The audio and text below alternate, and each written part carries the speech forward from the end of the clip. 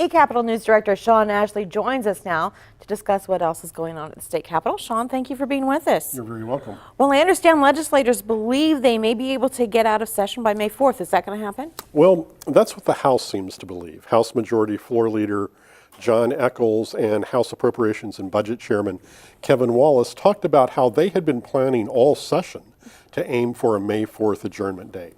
However, there's still a fair amount of work to be done, including work on the budget.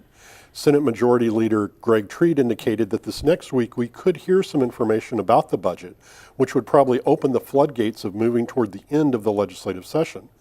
But on April 26th, lawmakers have to meet the deadline for bills being heard in the opposite chamber, House bills in the Senate and Senate bills in the House, and then they would have to pass those bills related to the budget.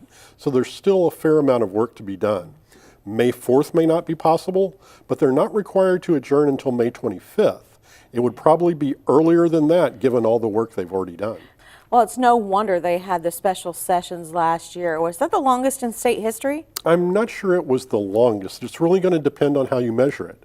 They met for 30 legislative days in the first legislative session, and they met for another 30 in the second legislative session, which actually bridged the 2017 to 2018 year, as well as rolled into the regular session in 2018.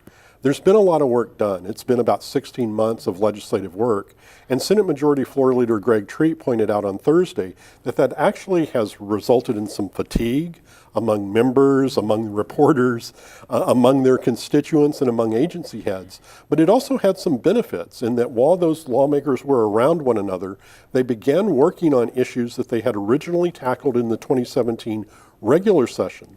That has made it easier for some bills to pass in 2018 because they did all the preliminary work.